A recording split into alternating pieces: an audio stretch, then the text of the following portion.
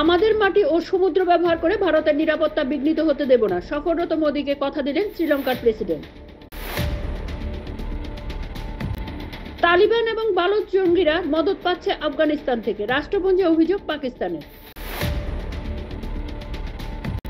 চলতি বছরই মন্দা আমেরিকায়, বাড়তে পারে বেকারত্বের হার, শুল্ক ঘোষণার পর পূর্বাভাস মার্কিন অর্থনৈতিক সংস্থার। কানাডায় ভারতীয়কে কুপিয়ে খুন, এক সন্দেহভাজনকে আটক করল পুলিশ। নতুন আশার সঞ্চার করেছে থাইল্যান্ডের মোদি ইউনুস বৈঠককে স্বাগত জানালো খালেদা জিয়ার বিএনপি।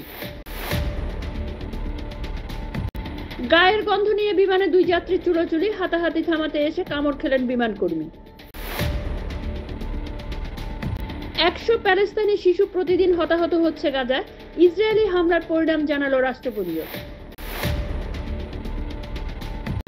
ভারত সহ 3 বন্ধু দেশের সঙ্গে কথা বলেছেন ট্রাম্প, কমতে পারে ঘোষিত শুল্ক, হাতে মাত্র 4 দিন।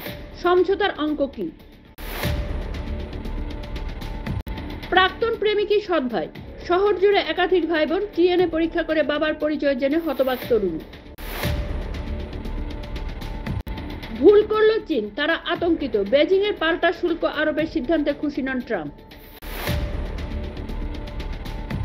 বিহারে বিষ খাইয়ে মারার চেষ্টা হয়েছিল, আদালতে দাবি আগস্তা দুর্নীতিতে অভিযুক্ত দালালের। কেন্দ্রীয় কর্মচারীদের জন্য সুখবর, এনপিএস থেকে যেতে পারবেন ইউপিএসে, কিন্তু কিভাবে? আপত্তি টিকল না, এলাহাবাদ হাইকোর্টের বিচারপতি পদে শপথ নিলেন নোট বিতর্কে জড়িয়ে পড়া বিচারপতি বর্মা।